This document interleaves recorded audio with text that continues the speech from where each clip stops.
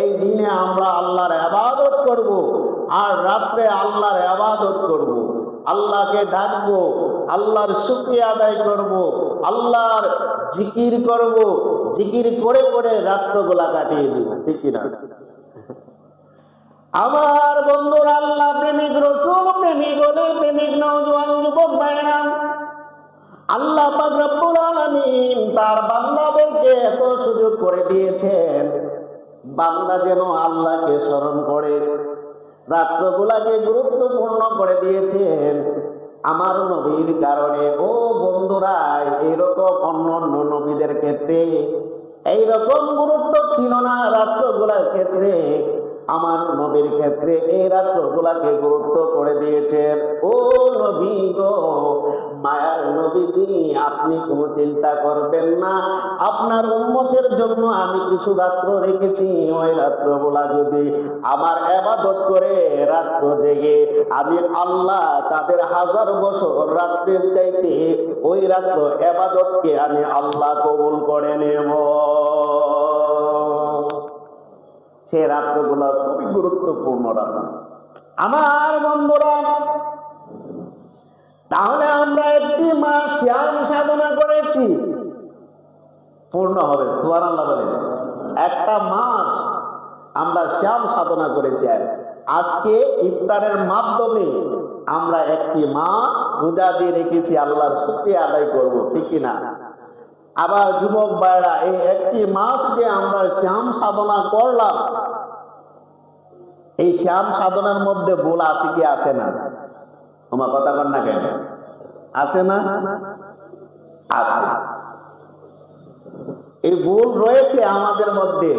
হয়তো আমরা মিথ্যা কথা বলছি, নয়তো রোজা রাখতে গিয়া হয়তো উযু করতে গিয়া পানি ঢুকে গেছে গলা দিয়ে, অথবা কাশ এসেছে, এই কাশটা গিলে ফেলেছি, এরকম গালাগালি করেছি রোজা রেখে, বিভিন্ন রকমের বিভিন্ন খারাপ কাজও করেছি, চুরির কাজও করেছি।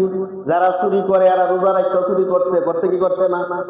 যারা সুদ খায় তারা রোজা রাখতে সুদ খাইছে, যারা ঘুষ খায় তারা রোজা রাখতে ঘুষ খাইছে।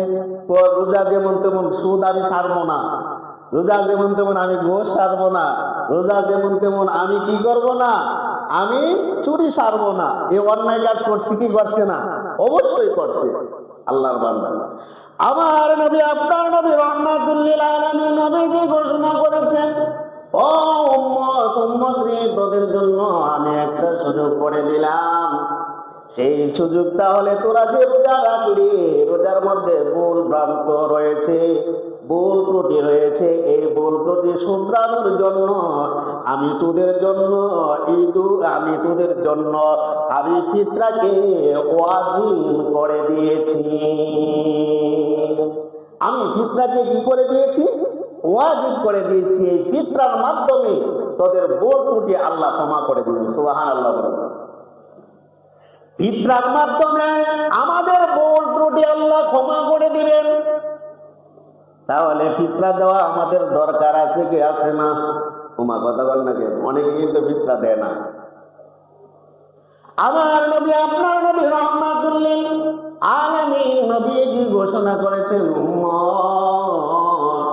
ও উম্মত, তোদের যে ফিতরা তোরা দিবি, তোরা গরিবদেরকে ফিতরা দিবি।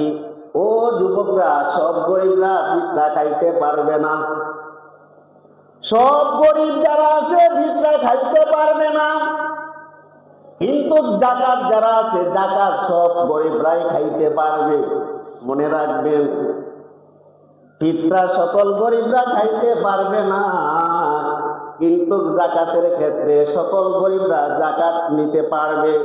গরিবরা হলো ধনীদের সম্পদের প্রতি হক, আর ফিতরা হলো যারা রোজা রাখে তাদের হক। আল্লাহু আকবার বলেন। তারা আদায় করবে ফিতরা, গরিবরা গরিবরা ফিতরা নিবে। কোন ধরনের গরিব? এখানে 2 ধরনের গরিব রয়েছে। কারা ফিতরা পাইবে এই সম্পর্কে আমাদের জানার দরকার আছে কি আছে না? অবশ্যই আছে। আমরা তাহলে ফিতরা দিতেছি আর মানুষ আয়া নিতেছি, ইত্র দিতেছি, জাকাতও দিতেছি। আমরা যেভাবে জাকাত দিই, এই জাকাত দেওয়া ইসলামের বিধান নয়। এরকম জাকাত দিলে কখনো গরিব দূর হবে না, বরঞ্চ গরিব গরিবই থেকে যাবে, আরো গরিব বাড়বে। জাকাতের কতগুলা বিধান আছে। এখন আসুন ফিতরা আর জাকাতের মধ্যে পার্থক্য কি। ফিতরা কারা দিবে, জাকাত কারা দিবে, কাদেরকে দিবে, ফিতরা কাদেরকে দিবে, জাকাত কাদেরকে দিবে। এখন তো বলতে পারেন হুজুর আপনি তো বলছেন গরিব দুই ধরনের, গরিব দুই ধরনের। তাহলে গরিব যদি দুই ধরনের হয়, কোন গরিবকে আমরা ফিতরা দিব আর কোন গরিবদেরকে আমরা জাকাত দিব? আমার বন্ধুরা, ফিতরা তারাই খাইতে পারবে যারা এক ওয়াক্ত মতান্তরে দুই ওয়াক্ত খাবারের উপযোগী ঘরের মধ্যে খাবার থাকে। কয় ওয়াক্ত? দুই ওয়াক্ত, এক ওয়াক্ত অথবা দুই ওয়াক্ত। আবার কোন কোন মুফাসসিরে কেরামরা বলছে তিন ওয়াক্ত। তিন ওয়াক্ত খাবারের উপযোগী ঘরের মধ্যে খাবার থাকে, ওই ধরনের লোকদেরকে ফিতরা দেওয়া ও ওয়াজিব। কিন্তু যারা দুই ওয়াক্ত তিন ওয়াক্ত খানার উপযোগী ঘরের মধ্যে খাবার আছে, তারা কখনো ফিতরা নিতে পারবে না, বরঞ্চ তারা ফিতরা দেওয়া তাদের জন্য ওয়াজিব। বুঝতে পারছেন? এখন তো আমরা দেখা গেল তিন ওয়াক্ত চার ওয়াক্ত যারা আছে এরাও আইসা কি করি, ফিতরা নেই, ঠিক কিনা? ফিতরা কিন্তু নেই, এই জিনিসগুলা জানতে হবে। আমার বন্ধুরা, যারা এক ওয়াক্ত দুই ওয়াক্ত অথবা তিন ওয়াক্ত ঘরের মধ্যে খাবারের উপযোগী থাকে, ওই তারা হলো ফিতরা পাবে, আর তাদের জন্য ফিতরা নেওয়া ওয়াজিব। আর যারা দুই ওয়াক্ত তিন ওয়াক্ত খাবারের উপযোগী রয়েছে, তারা ফিতরা নিতে পারবে না, বরঞ্চ তারা ফিতরা দেওয়া তাদের জন্য ওয়াজিব। এখন আসুন ফিতরা কত টাকা? এখন ইসলামী ফাউন্ডেশন থেকে বলা হয়েছে প্রতিজন 110 টাকা নিম্ন স্তরে। কত টাকা? 110 টাকা। 110 টাকা। আর 110 টাকা আপনি দিয়ে দিবেন। আর যদি আপনি ধনী হন, তার থেকে বেশি দিতে পারবেন। 2000 থেকে 3000 জন প্রতি দিতে পারেন, অসুবিধা নাই। এটা কিন্তু জাকাত নয়, জাকাত নয়। আর জাকাত কারা দিবে? জাকাত তারাই দিবে যাদের ঘরের মধ্যে 52.5 তোলা রূপা রয়েছে, যাদের ঘরের মধ্যে 7.5 তোলা স্বর্ণ রয়েছে। এইরকম পরিমাণ সম্পদ 1 বছর অতিবাহিত হওয়ার ফলে, খরচ করার ফলে, 1 বছর খরচ করার ফলে আপনার ঘরের মধ্যে যদি এইরকম সম্পদ মজুদ থাকে, তাহলে আপনি জাকাত দেওয়া আপনার জন্য ফরজ হয়ে গেছে। তাহলে আপনি কি করতে হবে? জাকাত দিতে হবে। কত কত তোলা? 52.5 তোলা রূপ আর 7.5 তোলা স্বর্ণ। এখন 7.5 তোলা কতটুকু বুঝবেন? 7.5 ভরি। সুবহানাল্লাহ। 7.5 ভরি অথবা 52.5 রূপা, অর্থাৎ 52.5 ভরি রূপা যদি আপনার ঘরে এইরকম সম্পদ থাকে, 1 বছর খরচ করার ফলে, মনে রাখবেন, আপনি 1 বছর খরচ করলেন, খরচ করার ফলে এইরকম সম্পদ যদি আপনার ঘরে মজুদ থাকে, তাহলে আপনার উপরে জাকাত দেওয়া ফরজ, ওয়াজিব নয়, ফরজ। এখন জাকাত কত দিবেন এটাও তো জানতে হবে। 1 টাকা, 100 টাকা, 2.5 টাকা। সুবহানাল্লাহ বলেন। 100 টাকা, 2.5 টাকা, এই পরিমাণ আপনি আপনার সম্পদের জাকাত দিবেন। 100 টাকা, 2.5 টাকা, 100 টাকা, 2.5 টাকা। আমার বন্ধুরা, জাকাতের ক্ষেত্রে আমার নবী, আপনার নবী রাহমাতুল লিল আলামিন নবীজি ঘোষণা করেছেন, উম্মত তোরা জাকাত দে, জাকাত দে, আর যারা জাকাত দিবে না তাদের বিরুদ্ধে আমি যুদ্ধ ঘোষণা করি। আল্লাহু আকবার বলেন। কে বলে? আমার নবী বলে। আমি তাদের বিরুদ্ধে যুদ্ধ ঘোষণা করি। নামাজের ক্ষেত্রে বলা হয় নাই যারা নামাজ পড়ে না তাদের বিরুদ্ধে আমি যুদ্ধ ঘোষণা করি। যারা হজ করে তাদের যারা হজ করলো না, আমার নবী বলে নাই এই বিরুদ্ধে আমি যুদ্ধ ঘোষণা করি। কিন্তু যাকাতের ক্ষেত্রে আমার নবী, আপনার নবী রাহমাতুল লিল আলামিন নবীজি বলেন, উম্মত রে শোন শোন শোন, যারা যাকাত দিবে না আমি নবী তাদের বিরুদ্ধে যুদ্ধ ঘোষণা করি। যাকাতের কত গুরুত্ব দেওয়া হয়েছে, যাকাতের কত গুরুত্ব দেওয়া হয়েছে। আর যারা যাকাত দিবে না, যারা যাকাত দিবে না সম্পদে, এই সম্পদ তাদের জন্য হালাল নয়, এটা অপবিত্র হয়ে যায়। যাকাত দিলে সম্পদ কি হয়ে যায়? পবিত্র হয়ে যায়। সুবহানাল্লাহ বলেন, সুবহানাল্লাহ। আমরা যে রোজা রাখছি, রোজা এই যে আমরা এই দেহটার যাকাত দিছি রোজার মাধ্যমে, সুবহানাল্লাহ বলেন। এত সুন্দর একটা বডি দিয়েছেন, ঠিক কিনা? একটা হাত দিয়েছেন, চোখ দিয়েছেন। যারা চোখ নাই তারা বুঝতে পারে দুনিয়া কত তাদের জন্য অসহায়। এই দুনিয়াটা আশায়, সে দুনিয়ার কোনো কিছু দেখে নাই। যারা হাত নাই তারা বুঝতে পারে হাত কত মূল্য সম্পদ। যাদের পা নাই তারা বুঝতে পারে পা কত মূল্য সম্পদ। আমার বন্ধুরা, আমার নবী, আপনার নবী রাহমাতুল লিল আলামিন নবীজি ঘোষণা করেছেন, উম্মত তাহলে তোদের দেহর যাকাত হলো রোজা। যারা রোজা রাখলো না তার দেহটা পবিত্র হইল না, দেহটা যাকাত দেওয়া হইল না। এর জন্য হাসরের ময়দানে আল্লাহর কাঠগড়ার মধ্যে দাঁড়াইয়া জবাবদিহি করতে হবে। ছাড়বে না, আল্লাহ ছাড়ে নাই, আল্লাহ কখনো ছাড়বে না, আপনাকে সুযোগ দিবে। অনেক মানুষ নামাজ না পড়ে ব্যবসা করবে, ঠিক না? অনেক মানুষ নামাজ না পড়িয়াই ব্যবসা করবে, 10টা টাকা পায় কিনা সেই দিকে নজর দিবে। তারাবির নামাজ পড়ে নাই এমনও আল্লাহর বান্দা আছে, আছে কি আছে নাই? রোজা ঠিকই রাখছে, তারাবির নামাজ পড়ে নাই। তো আমি রোজা রাখছি ঠিক আছে, তারাবির নামাজ পড়বো না। তারাবির নামাজ যদি পড়ে তাহলে আমার ব্যবসার ক্ষতি হবে, ঠিক কিনা? এইরকম হয় কি হয় না? বন্ধুরে, বন্ধু বন্ধু মনে রাখবাই, ব্যবসা এবং রিজিকের মালিককে আল্লাহ। এমনও মানুষ আছে জানেননি, আমি গতকাল আমি ইকবালের দোকান, ইকবাল ফ্যাশন দোকানের মধ্যে বসলাম।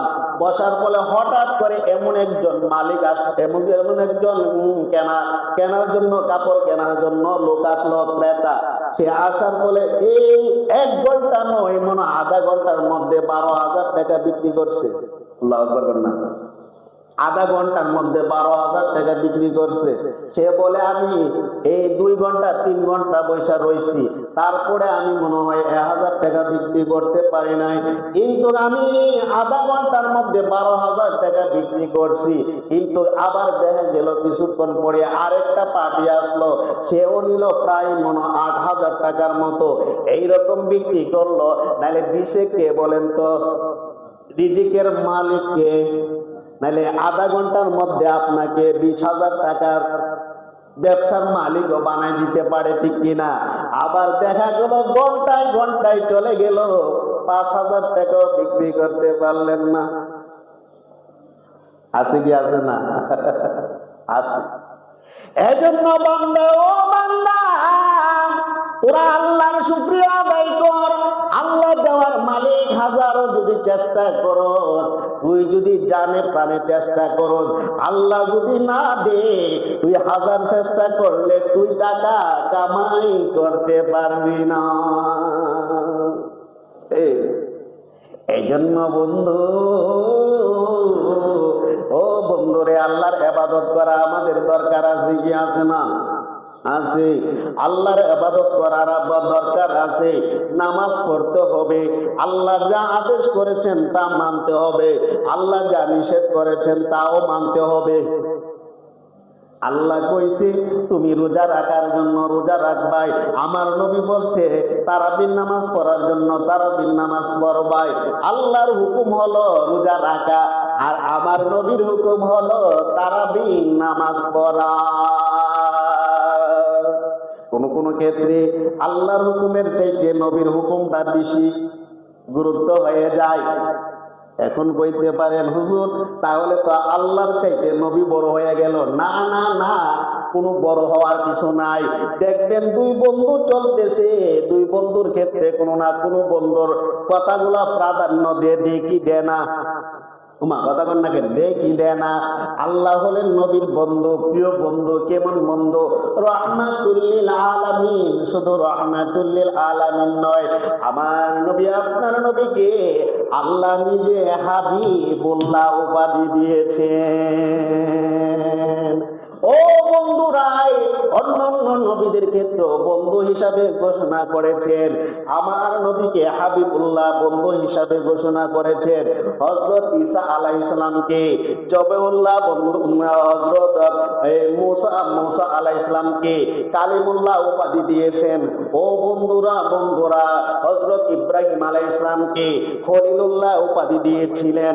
খলিলুল্লাহ উপাধি হলো বন্ধু। আল্লাহ বলেন এই বন্ধু সেই বন্ধু নয়। তাহলে এই বন্ধুর অর্থ কি? খলিলুল্লাহ অর্থ হলো বন্ধু, সেই বন্ধু। খলিলুল্লাহ আল্লাহকে সাধনা কইরা আল্লাহর নৈকট্য হাসিল করেছেন। সুবহানাল্লাহ বলেন। আল্লাহ অনেক পরীক্ষা করেছে। ও খলিলুল্লাহ, তোরে তো আমি এভাবে খলিলুল্লাহ দেই নাই।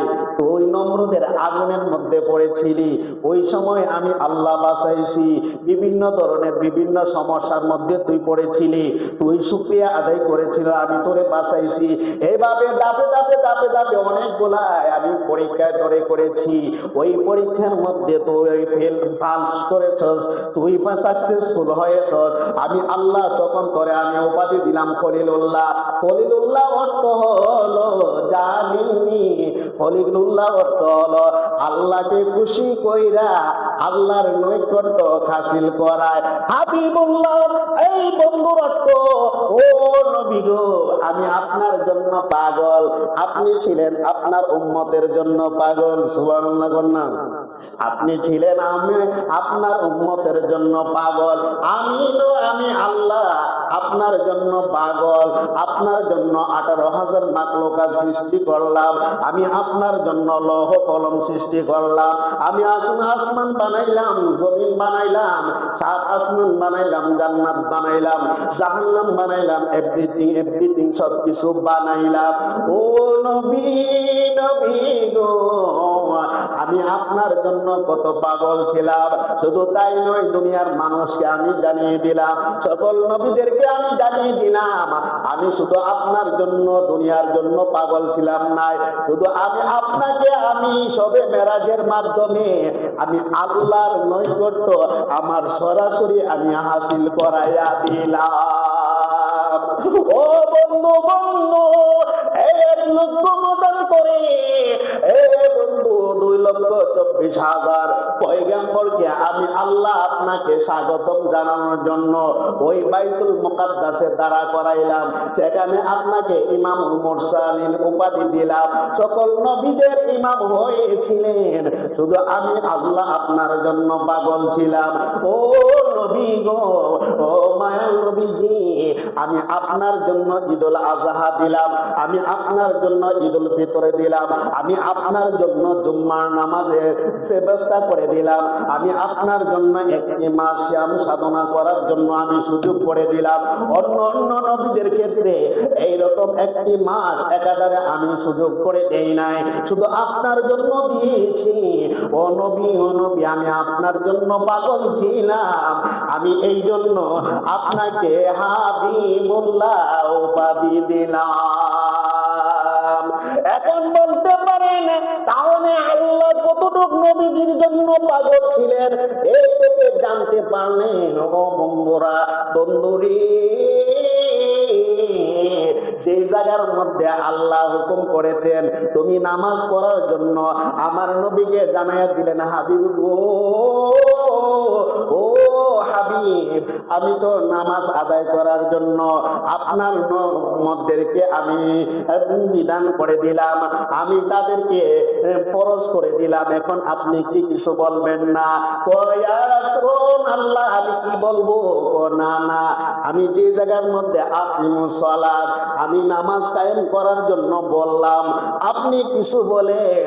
তখন আমার নবী, আপনার নবী সুন্দরভাবে ঘোষণা দিয়ে দিলেন, as-salatu মিফতাহুল জান্নাত, যারা নামাজ পড়বে তারা জান্নাতের চাবি অর্জন করবে। সুবহানাল্লাহ। দেখছেন নি আল্লাহ যে জায়গায় হুকুম করছে আমার নবীরে জানিয়ে দিলেন, আপনিও বলেন একটা কথায়, আমি বলতাম কোহান, আপনি বলেন। আল্লাহর কথার প্রেক্ষাপটে আমার নবীও জানিয়ে দিলেন, as-salatu মিরাজুল মুমিনিন। সুবহানাল্লাহ বলে। ও বন্ধু, এই জন্য যে জায়গার মধ্যে আল্লাহ হুকুম করে আমার নবীকে সেই জায়গার মধ্যে শামিল রাখে। তো আমি রোজাকে ফরজ করেছি, ও নবী আপনি বলেন না, আপনি কিছু বলেন। কি বলবো? আপনি যা বলবেন আমি তা মাইনা নিব। ও আল্লাহ, রোজা যেভাবে আপনি ফরজ করেছেন, আমি তাহলে একটা জিনিস আপনার কাছে প্রস্তাব দিই। কি প্রস্তাব? তারাবির নামাজকে আপনি সুন্নতে মুআক্কাদা বানায়া দিন। সুবহানাল্লাহ। তারাবির নামাজকে সুন্নতে মুআক্কাদা আল্লাহ কবুল করেছেন। যারা রোজা রাখবে তারা তারাবির নামাজ পড়বে। যদি কেউ তারাবির নামাজ পড়ে নাই, তার রোজা সঠিক হয় নাই, তার রোজা আল্লাহ কবুল করবে কিনা সন্দেহ আছে। ও বন্ধু, যেই জায়গার মধ্যে আল্লাহ, সেই জায়গার মধ্যে আমার নবী। আবার কোন কোন ক্ষেত্রে নবীর কথাগুলা, নবীর দরুদকে প্রাধান্য দেওয়া হয়। ও যুবক কিভাবে এখন বলতে পারেন, ও তাহির হুজুর প্রমাণ দিতে পারবেননি নবীর যে দরুদকে প্রাধান্য দেওয়া হয়? অনেকে মনে করতে পারে বাতিল্লা যারা আল্লাহর সমতুল্য নবীকে করে দিয়েছে। কখনো নাই, আল্লাহর সমতুল্য কখনো করা যায় নাই, কারণ আল্লাহর কোনো আকার নাই, আকৃতি নাই। যারা বলবে আল্লাহর সমতুল্য করলো আমার নবীকে, এইরকম যদি ধারণা করে, তার ঈমান সাথে সাথে চলে যাবে। তোমার কথা বল না কেন? ঈমান চলে যাবে। বলতে পারেন কি এটা কিভাবে হয়? কারণ আপনার একটা ধারণা আছে আল্লাহর আকার আছে, কারণ আল্লাহ তো নিরাকার। তোমার কথা বল না কেন? আল্লাহ নিরাকার, তাহলে আপনি মনে মনে ধারণা করেছেন আল্লাহর আকার আছে, নবীর সমতুল্য, আল্লাহর সমতুল্য করেছে। নাহলে সমতুল্য বলতে কি একটা আকার আছে কিনা? নাহলে সমতুল্য এতটুকু হয়েছে নবীর। আমরা ধারণা করি আল্লাহর কোনো আকার নাই, যেমন সাগরের কোনো কোল কিনারা নাই, এপার ওপার কোনো ধারণা আপনি করতে পারবেন না। সাগরের পারে যাইবেন, সাগরের কোল কিনারা পাবেন না। নদীর হয়তো কিনারা আছে, কিনারে গিয়া সাগরের সাথে লাগছে, ঠিক কিনা? কোয়াই নদী শুরু হয়েছে, শেষ গিয়া মেঘনা নদীর মধ্যে লাগছে, ঠিক কিনা? মেঘনা নদী গিয়া আবার পদ্মা নদীর সাথে জড়িত হয়েছে, পদ্মা গিয়া যমুনার সাথে শরিক হয়েছে, যমুনা গিয়া সাগরের সাথে শরিক হয়েছে। সাগরের কোনো কিনারা পাবেন নাই। আল্লাহ বলেন আমি কোনো আকার নাই, আমি হলাম নিরাকার। আল্লাহু আহাদ আল্লাহুস সামাদ লাম ইয়ালিদ ওয়া লাম ইউলাদ ওয়া লাম ইয়াকুল লাহু কুফুয়ান আহাদ। আল্লাহু আকবার বলবেন নাই। এই সূরার মাধ্যমে আল্লাহকে আমরা এক মনে করে আল্লাহর সাথে কারো শরীক করা যাবে না। আল্লাহর কোনো ছেলে নাই, আল্লাহর কোনো কারো থেকে আল্লাহ জন্ম হন না, কারো জন্ম দেন না। আল্লাহু আকবার বলেন।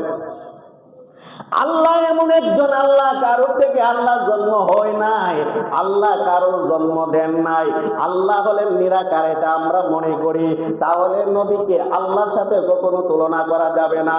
যারা তুলনা করবে মনে রাখবেন তাদের ঈমান সাথে সাথে তালাক হয়ে যাবে, ঠিক কিনা? এগুলা জানার দরকার আছে। আসুন আমার কথার দিকে চলে যাই। ফিতরা দিতে হবে কাকে? 2 ওয়াক্ত অথবা 3 ওয়াক্ত যারা খাবার খায় তাদেরকে ফিতরা দিতে হবে। এবং যারা 2 দিন 3 দিনে এরকম তার সম্পদ আছে খাইবার মতো, ঘরের খাবার উপযোগী জিনিসপত্র রয়েছে, তারা ফিতরা নিতে পারবে না, বরঞ্চ তারা ফিতরা দিতে হবে। আল্লাহু আকবার বলেন। এটা কিন্তু কেয়ারফুল, সতর্ক থাকবেন, এগুলা জানার দরকার আছে মাসালাগুলা। 2 নাম্বার, ফিতরা আমার নবী ঘোষণা করেছেন যে ঈদুল ফিতরের নামাজে যাইবার আগে তাদেরকে কি করো? ফিতরা দেওয়ার ব্যবস্থা করো বা ফিতরা আদায় করো, দিলে পরিপূর্ণ সওয়াব পাবে। এরপরে যদি দেও তাহলে পরিপূর্ণ সওয়াব পাবে না, দেওয়া না দেওয়া সমান সওয়াব পাবে। দেওয়া না দেওয়া সমান, কিন্তু যদি তুমি দেও এর আগে তাহলে কি হবে? তুমি পরিপূর্ণ সওয়াব পাবে। এর আগে দেওয়ার কারণে নবীজি কেন বলেছেন? যাদেরকে তুমি এই ফিতরা টাকাটা দিবা, সেই টাকাটা নিয়ে তোমাদের সাথে সে কিছু আনন্দ করবে, কাপড় কিনবে, মিষ্টি কিনবে, সেমাই কিনবে, এই না এইগুলা তোমাদের দরিদের সাথে শরীক থাইকা সকালবেলা উইটা খাইয়া তারা কোথায় যাবে? ঈদগাহে যাবে নামাজ পড়ার জন্য। আল্লাহু আকবার। আমার বন্ধুরা একটা কথা মনে রাখবেন, যারা রোজা রাখছেন তাদের জন্য, আমরা তো সবাই রোজা রাখছি, ঠিক কিনা? আমরা সবাই কিন্তু রোজা রাখছি। একটা কথা মনে রাখবেন, যারা রোজাদার আগামীকাল সকালবেলা ঘুম থেকে ফজর নামাজ পড়া এবং একটু হাঁটাহাঁটি কইরা গোসল করবেন, গোসল কইরা ঈদগাহতে আসার সময় নবীজির সুন্নাত মিষ্টি খেয়ে আসবেন। সুবহানাল্লাহ। কি খায় আসবেন? মিষ্টি খায় আসবেন। এটা হলো রাসূলের সুন্নাত। আর ঈদুল আজহার সময় আমার রাসূল বলেছেন, যারা কুরবানি দাতা কুরবানি দিবে তারা সকালবেলা কোনো কিছু খাবে না, না খেয়ে যখন গরু জবাই করবে, জবাই শেষ হওয়ার ফলে তারা 1 গ্লাস পানি খেয়ে যেন সে রোজা দিয়ে রেখেছে অল্প সময় সেটা যেন ভাঙে। এটা হলো আমি নবীর সুন্নাত। সুবহানাল্লাহ। 2টা জিনিস আমরা পাইলাম। একটা হলো ঈদুল ফিতরের দিন আসার সময় মিষ্টি খায় আসবে, সেমাই এ ধরনের মিষ্টি দ্রব্য যে খাবারগুলা খায় আসবে। আর ঈদুল আজহার সময় যারা কোরবানি দাতা তারা রোজা রাখবে, কোরবানি দেওয়ার ফলে তারপরে রোজা ভাঙবে।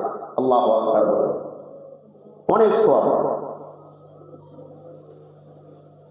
এখন তাদেরকে দিবেন টাকা, দেওয়ার ফলে তারা কাপড় চোপড় কিনবে, এটা রাসূলের আদর্শ। আর যাকাতের ব্যাপারটা আল্লাহ রাসূলের বিধান হলো এবং ইসলামী বিধান হলো, যে টাকাগুলা হবে ওই টাকাগুলা সরকারি কোষাগারে জমা দেওয়া। কারণ এটা তো আমাদের বিধান নাই, আছে বিধান নাই। তখন আপনার যদি 10,000 20,000 টাকা যাকাত হয়, এই টাকাটা কি করবেন? আপনি ওই একজন লোককে যদি কিনে দেন, যেমন একটা সেলাই মেশিন কিনে দিলেন, মহিলা একটা সেলাই মেশিন যদি কিনে দেন, ওই সেলাই মেশিন দিয়ে সে কিন্তু উপার্জন করবে, করবে কি করবে না? সে এটা টাকা নিবে, আর এটা দিয়ে মানুষের কাপড় সেলাই করবে, সে টাকা উপার্জন করবে। দেখা গেল 1 বছর পর সে পরিপূর্ণ আর গরিব থাকলো না, সে সচ্ছল হয়ে গেল, তারে আর জাকাত দিতে হবে না, বরং সে পরবর্তীতে জাকাত দিতেও পারবে, ঠিক কিনা? এটা হলো বিধান। আমরা তো এমন জাকাত দিই, 200 টাকা 500 টাকা লঙ্গি আইনা জাকাত দিয়ে দিই। এটা ইসলামে কখনো সমর্থন করে না, এটা ইসলাম কখনো সমর্থন করে না। আপনি 200 টাকা দিয়ে একটা লঙ্গি আনলেন, 300 টাকা দিয়ে লঙ্গি আনলেন, 100 লোক বা 500 লোককে আপনি লঙ্গি শাড়ি কাপড় দিলেন এবং সে এই লোভে আপনার বাড়িতে আসলো। আসার ফলে দেখা গেল এমন ভিড় হলো, ভিড়ে ওই লোকটার মনে কষ্ট পাইল, এটার কিন্তু দায় আপনি।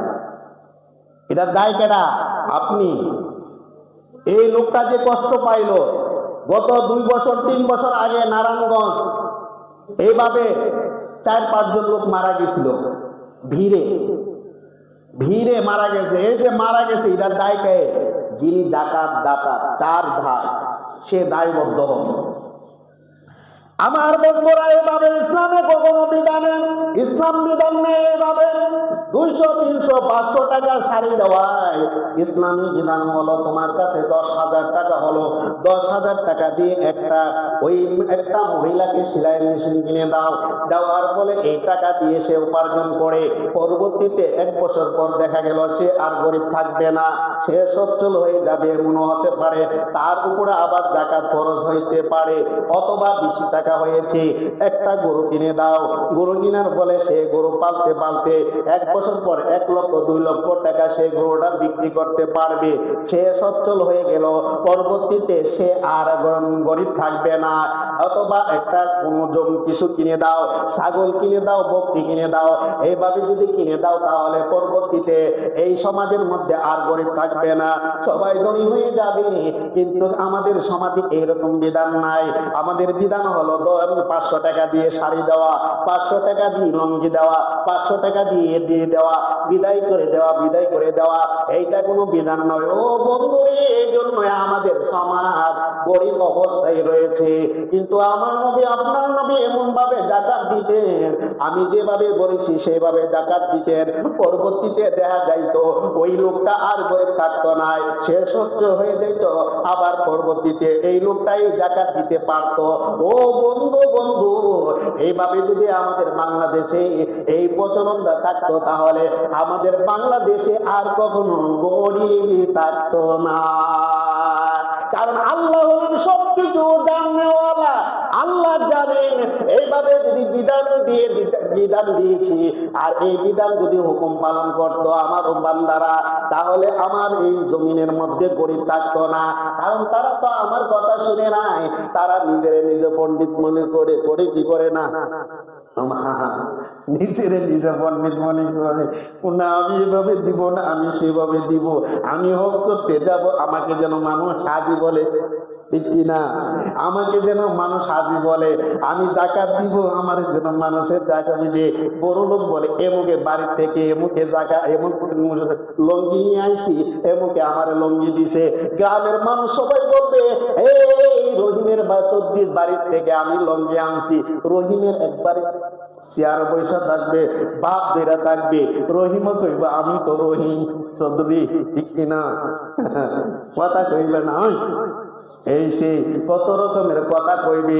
এই সমাজে এইরকম আছে কি আছে না? ওমা কথা না, আছে কি আছে না?